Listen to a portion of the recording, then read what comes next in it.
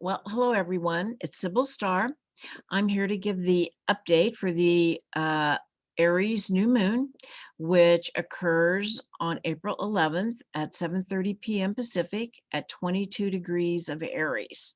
Okay, this is a really big Aries energy. So I'm going to show you the chart so that you can look at it, and I'm going to just show you the things I'll be talking about.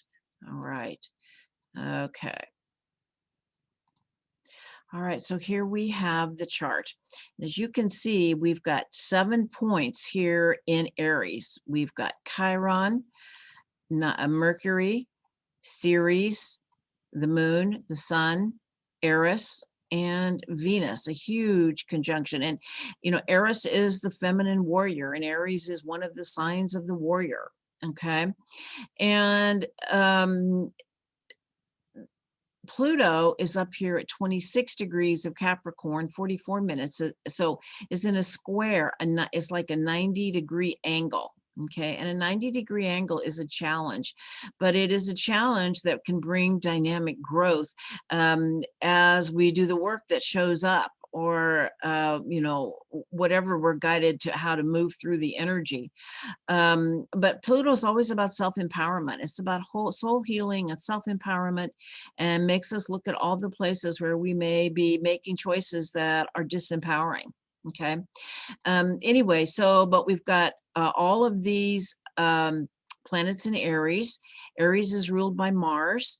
Mars is over here at 23 degrees of Gemini, which is in a sextile, and that's supporting this new moon. It brings opportunity.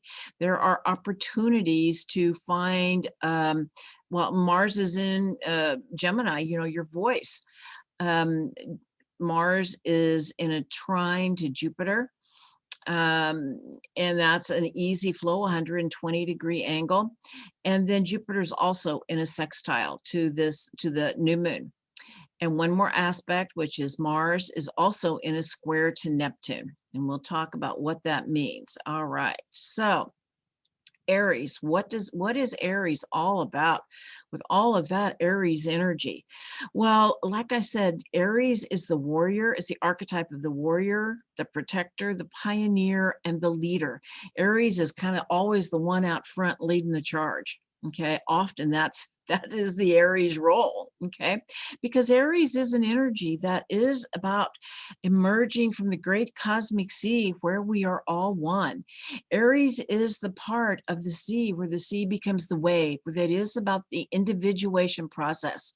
We are always connected to all that is, but we have a mission, like we have a life purpose. And so we incarnate, and part of the Aries challenge is um, to individuate takes a lot of courage, because it's about, I have a right to be who I am. I have a right to want what I want. Okay. I have a right to exist. That's really what Aries is about. And some of the challenges that come with that, setting boundaries, where we say no, where we protect ourselves, and where we protect others, because, it's also a protector. And it's about sovereignty of body and self. That is about being true to oneself. And when you say you have a right to exist, that means you have sovereignty of self, okay, and sovereignty of body. It is the first sign, and is one of and it rules the first house, which is one of the houses where we look for the body, because in the body is where we individuate. Okay. um, and in these times, body sovereignty is something that is really coming up. Who owns our bodies? Do we, or does the state? I mean, this is a really big, issue politically, but even just in our personal lives, no one owns your body but you. Not your partner, not the church, no one. Mother Earth gave you these bodies, they're temples for the soul, and we are in charge of them. And so that also means Aries times are times of self-care. If you have not been taking time for yourself for what you need, this is a time to do it. And Aries time is a me time. There, we're in a culture where me time is just considered bad. You can't do that. You always have to think of someone else.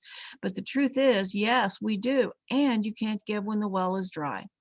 And so Aries times might make you step back and, where you like maybe, at home, you're a mom and, there is a time when the children, can't come into your room because you need to read or you need to rest, you need to recharge, So it's just important to know that there's a time to set boundaries. Wherever it is, we need to set boundaries in our lives. Okay. And Aries is about courage. Its goal is courage. And you can't have courage without fear. It's like fear is there, but it's how do we move through that fear? Okay, how to become fearless. Aries times are not times to be safe and cautious. They're times to stand up for ourselves, and they're times to have courage, and the courage to say what is not okay, as well as what you want.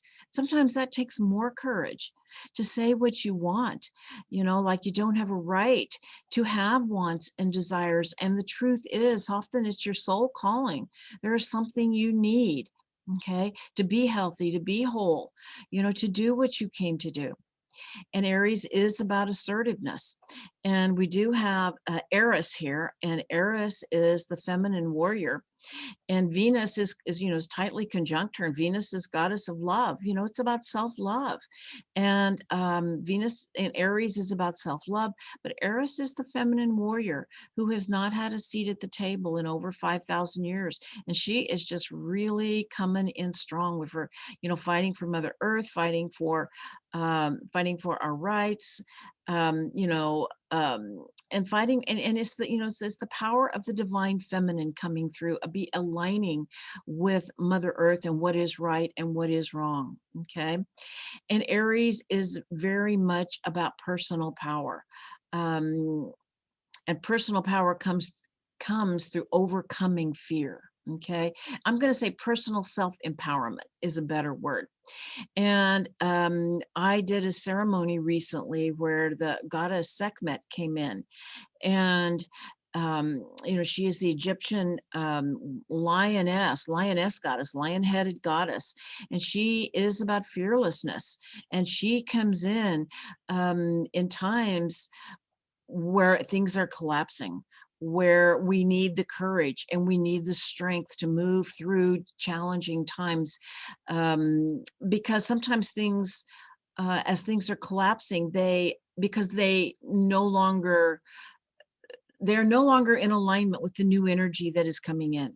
We know that there is a new energy coming in and things are collapsing, and it takes courage to move through these times, and to move through our fears and to make choices that are made in love, not fear.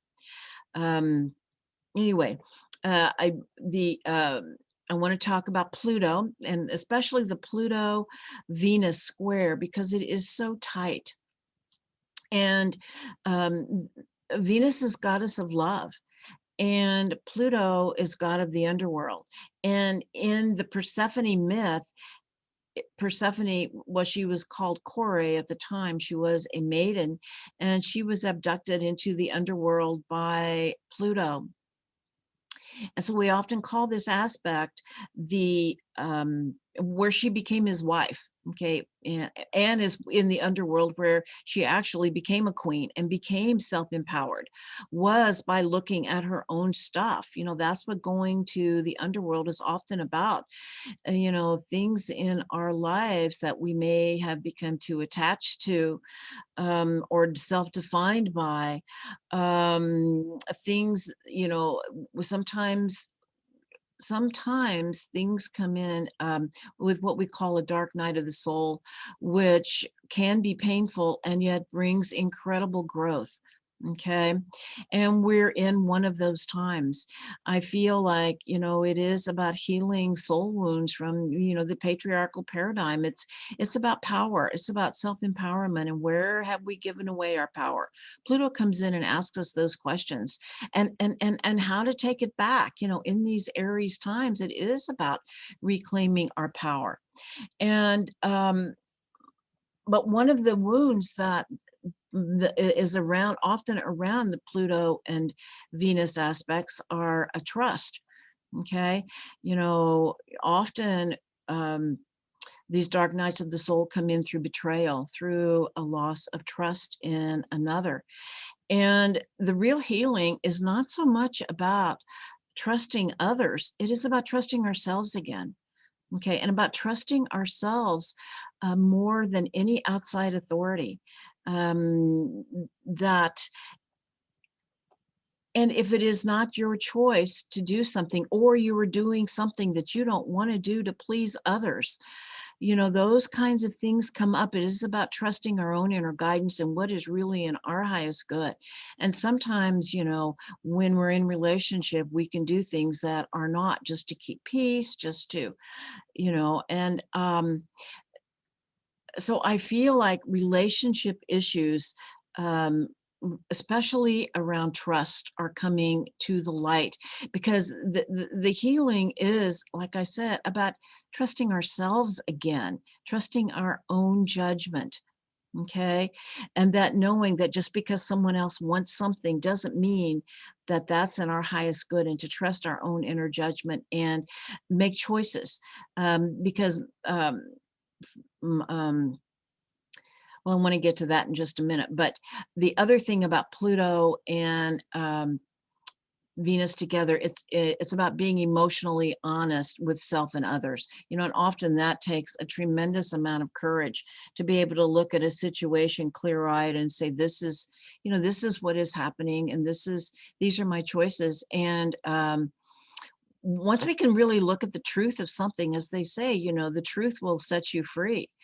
And it takes courage to look at the truth, and to, let's say, that little, what do you call it? That little nibbly thing, that nudge, that Pluto is often our gut, you know, will tell us when things are off, and that we should listen to that, and really explore it, because Pluto goes deeper. Pluto goes to the core of the issue, not the surface issue. And things, yeah. And so it's really important to do that everywhere in our lives, in our relationships, and in our world, to not take anything at surface value, that things need to be explored more deeply. And it may be that some things come to light, and where we have put our trust in someone outside of ourselves, and come to find out that, they didn't deserve our trust, and that we should have followed. And it was like, kind of like that thing inside that we knew, but we didn't want to face it. Pluto Venus times are times like that. Okay. And it also reminds me of kind of like an abusive relationship. Um, I have been in an abusive relationship. Many people have. And I'm going to say, I feel like, Pluto and Capricorn has a lot to do. Capricorn is the government. It is institutions that we have created to support our civilization. All of the, governmental, medical, banking, corporations, big tech, all of that fall into Capricorn. And Pluto always shows us the underbelly, the other side, the underside of something, if we are willing to look. It's like the truth is there, but we have to be willing to look. And that Venus square could certainly indicate of, fear of betrayal, but back to the abusive relationship, it's one of those things where, we are continually being told, if you just do this, everything will be all right. And then, we do that. And then, of course, it's not. And, they give you like a little bit of leeway, and then, they come back in. So, and, just simply in our own relationships, it's a time, to become aware if you are in an abusive relationship, because if it's one of those things where, the situation is that everything is your fault, and uh, that everything will be all right if you just do this one thing. You do that one thing and then it's not all right, because the truth is it was never about you to begin with. And so it's just so important to set good boundaries. It's a time to become aware of what is true, what is not true in our lives, and where to say no and where to say yes. This is what I want. Okay, to know that we have free will choice. That is another meaning of Aries, Mars, and Pluto as well. They all have to do, they're aspects of our will and how we use our will. And to know that in this world, we have free will choice at all times. I've heard some people recently say things like, well, I had no choice. I had to do this or that or whatever. Well, some choices are hard, but we always have a choice. And it's also, I feel, about respecting the choices of others. As we set good boundaries where we say no, respect the boundaries of others. This is another thing I feel that is really coming up. Um, and the shadows, and another shadow side of this is that our triggers are showing up. As a friend of mine said, the shadow is really strong in the field right now. And the reason for that, I believe, is that we are moving into higher levels of consciousness, higher dimensions, and this field needs to be cleared. And so Pluto is just shaking everything up as it's transiting through Capricorn, because it's bringing up so many of our fears. Okay, and it's bringing up uncertainty. Okay, and it's an uncertainty can bring up fear, and then we make choices that are based in fear, made for safety, not for what I want. And there is a new energy coming in, and it is coming in really strong. And that is where we need to align our our focus is in what we want. And so it's about choosing love over fear in every moment. It's about fierce love. That's what this is really about. And what does fierce love mean? It means walking through this world, even in these challenging times, with our hearts open and willing to make choices that are made in love and based in what we want, not what we are afraid of or afraid not to do. Okay, because choices made in as see choices made in the present moment actually create the future. And so that's why it is so important. Aries is asking us to be strong, to be courageous, to be bold, to take risks. And one of those risks is to, as we're living in these uncertain times, and all of this shadow material of our own is coming up, to stay with the process. Okay. And find healing ways to release it, to become master of our own frequency. Because the truth of the matter is that we are creating, we're not only creating the moment, we're creating the future, as I said. And it's so important to be aware of every thought, every action, every feeling that we put into the field, because we are creating it at all times. Now, the field we are in right now, of course, is the collective field. And the question is, what do you want to put into that field? Okay, what do you want in that field? One, do you want to add to the aggression that is already there? Or also knowing that what you can put into that field, is love, is kindness. We can, even if we have difficult things to say, we can say them with kindness. We, even when we are saying no and setting boundaries, we can still be kind. We don't have to add aggression to the field. And so then the last thing I just want to say is that, Mercury and Chiron are together in Aries. And to me, that is very much about finding your voice, healing your voice, and your own individual voice. Mars in Gemini is very much about speaking your truth and walking your talk. Jupiter in Aquarius is the visionary. It says to speak with the big, see the big picture. And the Mars Neptune square, I think once again, it's saying a couple of things. It's saying, to speak with compassion, but it's also that, in these times, the way may not be clear. And it's so important to listen to your own inner guidance, your own inner GPS, your own intuition and instincts are going to really tell you the truth more so than anything outside of yourself. And that's actually giving your authority away to someone else to believe they know more than you do. And what part of this shift into higher dimensions is to really align with our own intuition, our own inner guidance, come to trust it, listen to it, and to know there is no authority outside of ourselves that knows more about you than you do. Nobody, unless you give them that power.